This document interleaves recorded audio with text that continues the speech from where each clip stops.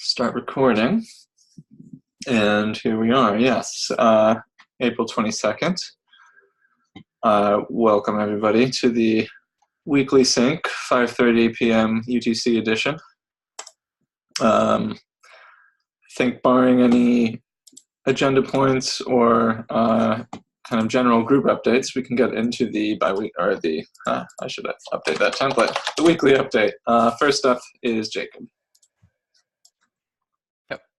So mostly just going through and fixing miscellaneous bugs. I spent some time working on the IPFS interrupt circuit relay tests because they were failing in Firefox. That's been corrected. It was just a minor issue on the switch, the JS side of switch. So those are all passing now. So that's good news.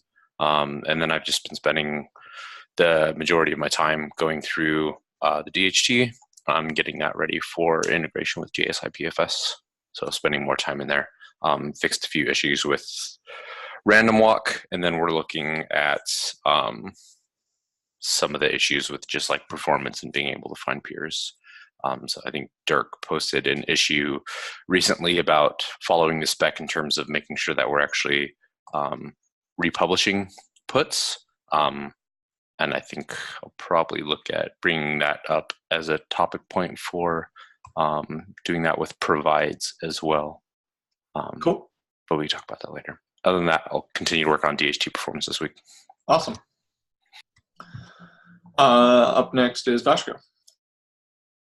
Hey guys, so last week I helped my Kira unblocking her with some issues in Gossip Sub. Mostly in the publish and subscribe, she was having some issues.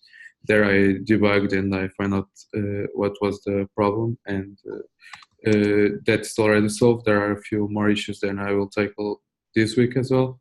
Then as Jacob, I spent some time in the interrupt tests for IPFS. It's related with libp2p. There are like IPNS over pub, so IPNS over DHT, and the DHT ones. Also, I created a proposal for our sync iterators effort in JavaScript for the interface connection that I will also work on this week. So this week I will finish helping my Kira with the Gossip Sub. Hopefully I will have all the tests that she currently has working perfectly. Then I will continue creating a suite of tests for the interface connection PR, and I also want to finish updating all the JavaScript libp2p modules with the form badge. There are almost all of them now ready, and that's it for me. Awesome. I'm next up on the list. Mine's pretty focused. Last week was like really heavy test lab development. Had some pretty big wins there. I have like dependency ordering now, so I'll schedule tasks in phases if a given task depends on another one, and got some pretty important stuff just for general usefulness, like registering metadata about the nodes that we're spawning in the test lab, so you can now access their peer IDs and stuff, which is important when you want to bootstrap to like a gateway node or something like that. Next up, like the main deliverable for me this week is going to be a demo video on the test lab, so that should be interesting. Get to bust out my video chops again. And going to be picking up with Adim because we kind of set things down as I was doing this last little push for work. And then towards the end of the week, I'll be transitioning to a little sprint on the self-dialing issue just to give myself a break from test lab stuff. Excuse me. And that's me. Up next, we have Viso. Hey guys. So, well, the last couple of weeks was the version of Relegation. You probably have read the memo by now, so I'm not going to repeat things that were written in there. We also fixed well, I've also worked on a couple of identify improvements. So hopefully this will curtail explosion and explosion and have us always have an up-to-date addresses for our hosts. Basically, what we did was we replace other addresses reported to identify now, so that we don't keep all the addresses for nodes forever. around, and we schedule a periodic identify boosts, like on the basic host when there is an address change. So these two should help with the explosion. And basically, we also made some improvements in other relay. There was a spree of hacking that went back and forth, and eventually we added, like some special logic for handling exploded addresses, which we think can be generalized with steps. So it might make sense to generalize this and add it to the dialer v2 or something like that in order to deal with address quality issues. But that's a discussion for another point. So next, I want to make some progress in our validator pipeline in PubSub, because there is an open issue that shows that it's a performance problem if we have a lot of messages incoming. So this maxes out CPUs, and that's not nice. Let's see whether we can curtail that. And we've also been discussing with Raul about the ground refactoring, where I want to start hacking it, but Raul is dissuading me from that. So I'm going to write a little doc which is going to outline the hacking so that you guys can object to it and you can get consensus. Yeah, That's but by it. the brand refactoring, he means the whole service refactor, not the abstractions where we've got so many happening. So, I think it's going to be a very grand refactoring, because we're going to end up making massive changes in the end, which are going to be potentially breaking for, not interface breaking, but at least for our services. So the two things we want to eventually introduce, I think it's be iteration 2, iteration 1, in my opinion, should be just, introduce a dependency injection in the constructor. So we'll see how this works out. And then on the second iteration, start removing the context from our services, so that if you have background stuff, just make your own context and not rely on external context, and start supporting closed methods with on-stop hooks. And then we're going to have to add the event bus, and this is going to bring more changes in our services, because we're going to have to change how we write code in order to take advantage of the event bus and eliminate time dependencies. So it's going to be, like a prolonged effort. So I'd rather break it down in pieces. So anyway, I'm going to write a little doc to outline my intentions for hacking the shit out of our current code base in order to bring it to something more modern. And are we still thinking about using FX? Yeah, we're going to use FX. I mean, we have precedent now, because I looked at the documentation a little more closely, and I also looked at the work that Magic did for the core node refactoring in IPFS, and it's nice. It's much nicer than most dependency injection frameworks, I would say that. Yeah, definitely agreed. Also, to jump back to a previous point, just something that came to mind. Oh yeah, you're talking about the validator pipeline. Do we have an answer for that for the daemon stuff yet? Like for registering validators? Is that already? Not yet. Okay. This is something that we have to implement. Okay. So, I mean, it's sitting there in the to-do list. So, yeah, totally. Totally. If there is some external pressure, someone, hey, I want to use it, then we're going to do it. Cool. I mean, unless we get some idle time, in which case we can do it. So the context there is Ethereum 2.0 is going to be using Gossip Sub, and I'll talk a little bit about this in my update as well, because they're going to be doing performance stress testing and so on. One of the things that they want to do is have the ability to offload validation jobs, because they have this requirement that whenever a message arrives, they might not have enough data to actually validate whether that message is worthy of being gossiped further.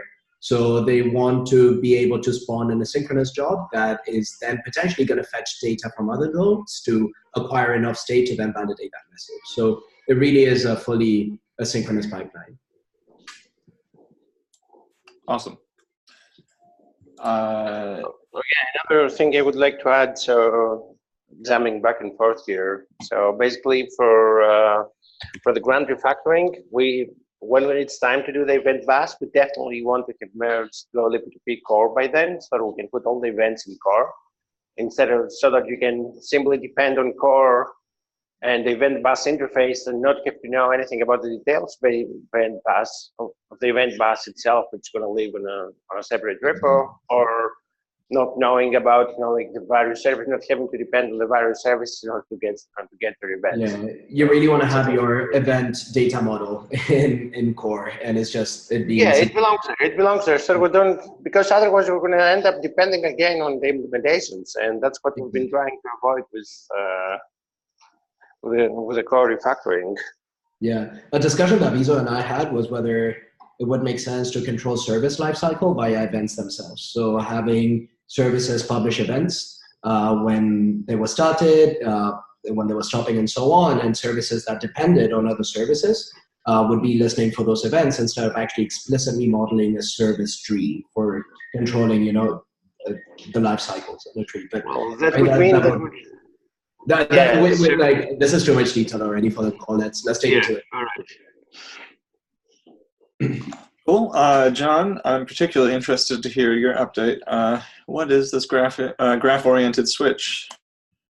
Well, it's just a different way of modeling how different layers interact with each other. So, for example, right now we have you start with a bare transport, and then you can upgrade that by adding security and muxing, and then you can create streams on top of that. So my thought is we can generalize this a bit and have a chain of nodes that are owned by something on our side that essentially form a pipeline that data flows through. And this is still very preliminary. This is just the design I came up with last week. I had a discussion with Stephen about it on Friday, and I think it didn't go as well as it could have because I was using the term message in two different ways that are somewhat ambiguous. So what I was thinking of messages as a computational primitive, where essentially coming out of the object-oriented world where a message is essentially a function call, but a message you can model a message in the networking sense with a message in the programming sense, or you can model a stream in the networking sense with a series or sequence rather of messages. So the point of what is this whole graph trying to actually represent? Well, what it's trying to represent is each node is a stateful part of a stateful component of libp2p that transforms data in some way. So this is still a very preliminary design. I'm going down to Rivendell to talk to Stephen about it more today.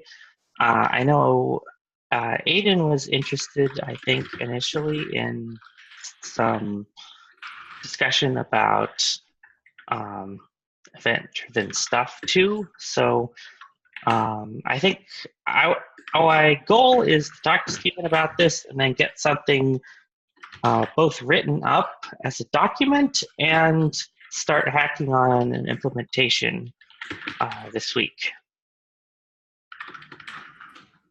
Stephen? Just to know, I don't know how much this will change from the implementation side. So because this is already effectively what we do, where we have transforms on transforms on transforms. It's more that we will be exposing that more. We're currently it's kind of ad hoc. We're swarms are parts of connections, and then basically have one transform that's the protocol you apply to the connection. But this will make it, I think, slightly easier to do the recursive swarm idea we talked about before, where you accept the connection, you feed it back to the swarm, and then the swarm can accept the stream off the connection, and you feed that back to the swarm, and you keep on doing this thing iteratively. Would it be accurate to say that this is kind of the logical conclusion of the upgrader refactor that happened? Well, it's actually kind of an alternative. That was so the problem with the upgrader is that so the upgrade is great for outbound connections, but for inbound connections, it kind of forces a specific upgrade path. Ideally, what we would do instead is we just kind of accept the connection and then just let the other side tell us what to do. So like they would say, I want to speak this protocol now. So say, okay, fine, we'll speak that protocol, whatever. And we just keep like the only restrictions we place are like, well, before security, we only speak these protocols. After we've negotiated security protocol, then we speak anything you want. And if you don't want to speak a multiplexer, oh well, that's fine. Currently, we kind of force a multiplexer, which is not the best idea. But that's my understanding of this. But Yeah, I'll have to talk to it more. Yeah. I think that's a fair analysis. Yeah. Well, let's talk more today and then get something out there. Before we move topics, this looks a lot like the architecture of Netty, for example, Apache Netty. Sorry, it's not Apache. It's not an Apache project. It's Netty is a Java networking stack that is basically the foundation of any networking application in Java nowadays, modern Java. And it is completely event-driven, and it's based on pipelines as well, where you actually, it's basically at the heart of it is just an event-driven architecture that is just listening as close to the socket as it can get in Java, and is pushing, the raw networking events into a pipeline that is just performing stuff and feeding it to one another until it reaches the application and then back out, right? And then there are other projects that are probably worth looking into as well for inspiration. Apache Camel and Apache CXF are two projects that build up on that kind of architecture as well. This is a stage event-driven architecture sort of like thing. So, cool. I'll take a look at those. Actually, just to make one comment here, I think it'll look like a graph from a abstract standpoint. From an actual implementation standpoint, hopefully a lot of those will sort of collapse down where like you make one call and it'll kind of just feed all the way through. The problem is like with a truly event-driven system, like this is actually where libp2p started, where like everything was messages, everything was events, everything was channels, and it was just really slow. And so like we had to cut, like in some languages this may be doable, but especially in Go, it just like felt okay. Well, and actually most languages not doable. So yeah, I mean, I'm not saying that the messages are going to go through Go channels. I'm thinking of these more as traditional calls. But the other thing is like we have to support streams. We have to continue supporting streams. So that's why I still want to talk about this. Sure. Yeah. Well, I think he's more as like transforms. But okay.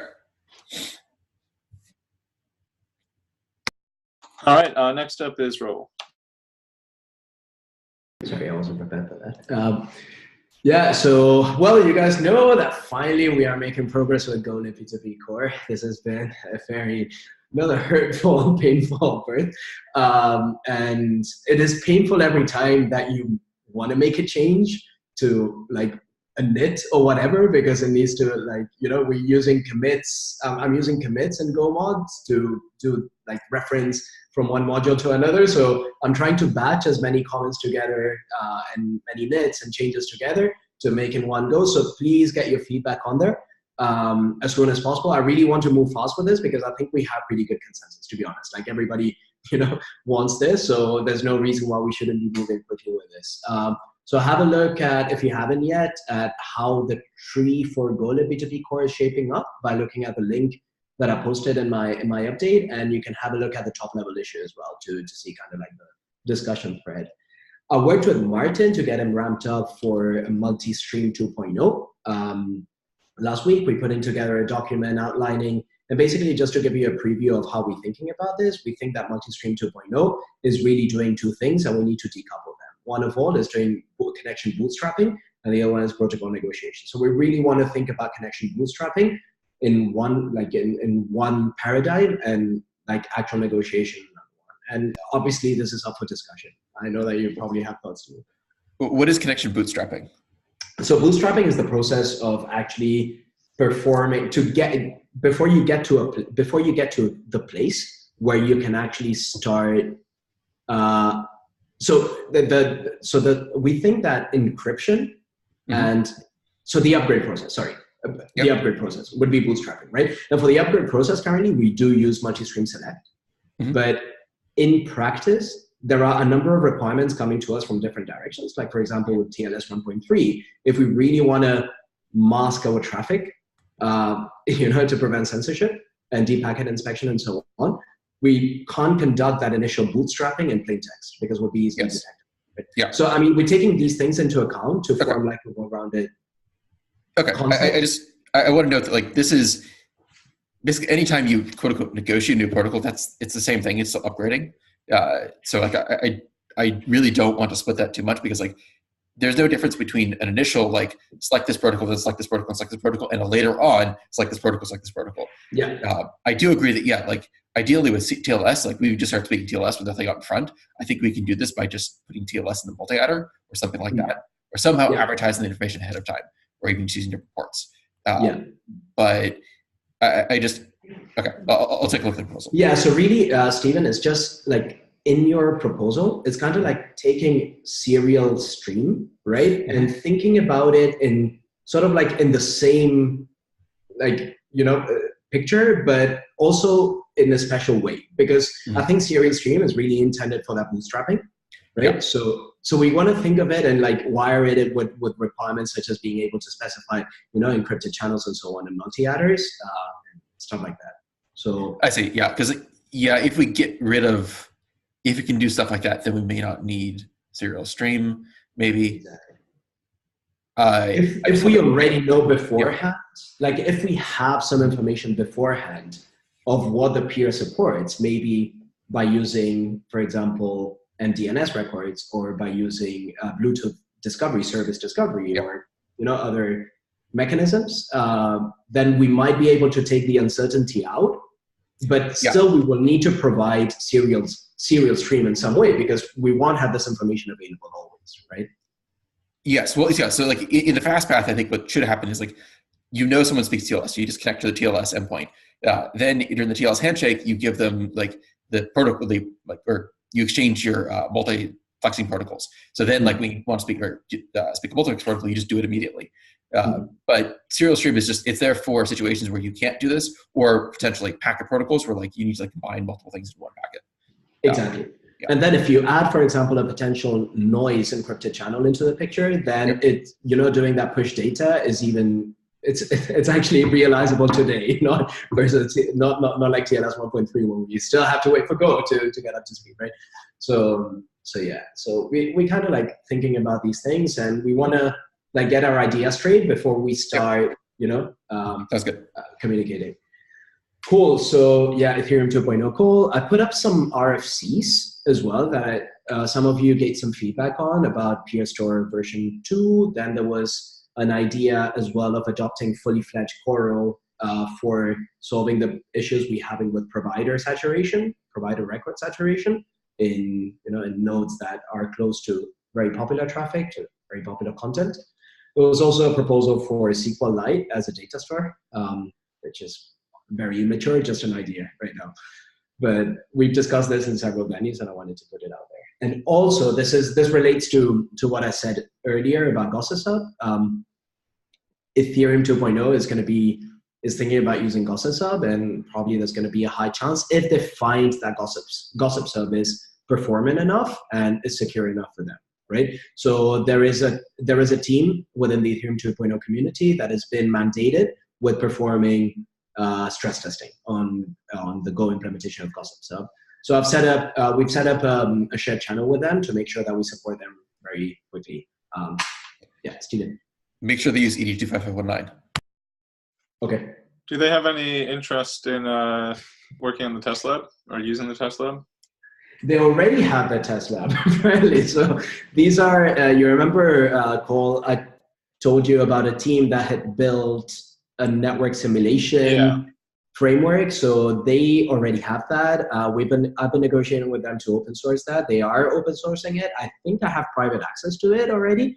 But yeah, they kind of have their own test lab because they do conduct this type of testing for the Ethereum community for clients mostly.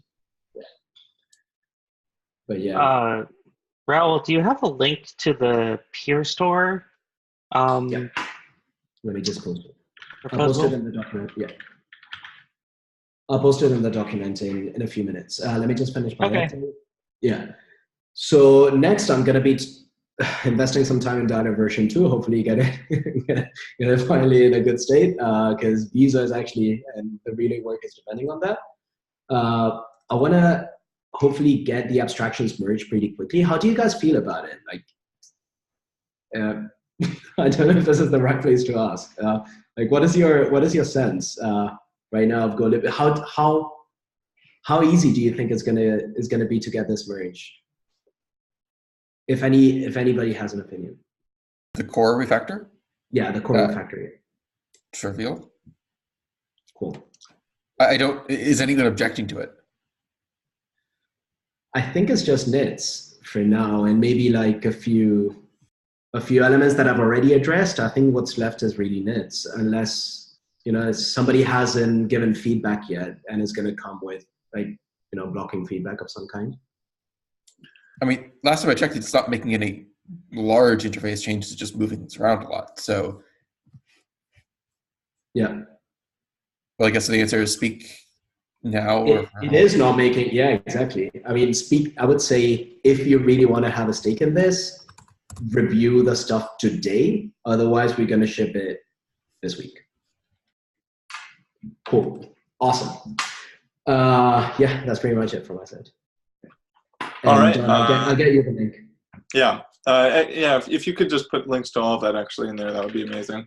Yeah. But from what I've seen of the dialer, it looks great. So I'm excited to see that done. Stephen, you are up next. So I fixed a couple of bugs in the DHC's provider subsystem. It should hopefully fix some CPU utilization issues, and you should hopefully now clear out all provider records instead of just keeping around forever. Yeah, that's it.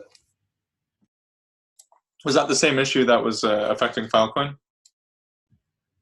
Was issue affecting Filecoin? Never mind. No, I just think Jeremy had observed like a. Oh yes, he observed that on actually an IPFS node, Mars. Yes, it was an issue affecting Mars. Unfortunately, by updating to this, I've brought in another bug affecting Mars. Apparently, we recently in the Swarm started storing all of the errors instead of only like one of them, which is really nice for GoFS because now we can actually see why dial's failing instead of just getting a random error. Unfortunately, something appears to be storing these errors for some amount of time, so like it's causing a massive memory blow up on Mars. So I'm not sure what's going on here, but I have to look into it. Cool. Mike, to you. Yeah. Hey, this has been a great discussion. We're at time, and Nadine is still has to go, so I'll be very brief. I'm all about security audit this week and next week. Sometime when we have more time, I'll explain to you guys there's like going to be a sort of sequence of audits that will culminate in a public report. And this only affects maybe about half the people on the call, but the security audit stuff has slowed me down a little bit on doing the final delivery of the performance evaluation feedback. So I'm shooting for Wednesday now. I think. Anyway, I just wanted to give you a heads up. I may be a little slow, but I promise I will deliver. Cool. Done. And then to wrap things up, Adine? Yeah. So I've been working a little bit of like benchmarking IPNS over PubSub or persistent PubSub. It's sort of predictably fast once you find the nodes that you're supposed to talk to, which sort of then brings us to discovery and rendezvous and all of that sort of stuff. I'm going to try integrating with the rendezvous sort of PR that is out there now, but also may have some time to help if you guys need some help moving some of that along. Otherwise, going to be working with Cole on test lab stuff mostly, and I put in a couple of sort of questions down the bottom about some asks either for like getting someone to review the persistent PubSub configuration, as opposed to just making sure I didn't break anything by adding configurability, making sure that the new thing that I've added is actually good. And also something about multi-address based content routing that it looks like there's some interest in from IPLD, and all the data seems to be in the right place already on the DHT. It's just a matter of what the interfaces look like on the Go implementation. Cool. Well, thank you very much, everybody. We are a little bit over time, so I think we'll call it there. Mike asked me to put this on YouTube, so I will make sure that that gets done as well, because my IPFS node has apparently not been reliably serving data. So yeah, I just want to say it's not just that; it's also that we have external people who don't come to these calls, like the Ethereum people, but may want to view them. So totally. That's why I'm kind of promoting YouTube. I know it's a centralized platform; it's ironic, but yeah, I'm just kind of promoting, like, let's try to do both of them. Yeah, sounds perfect. So I'll have that done. So are you gonna put them on DTube? I mean, I have not had great success with DTube's reliability. If you think it's improved, I haven't tried it in probably 6 months or so. If you think it's improved, I'm willing to try.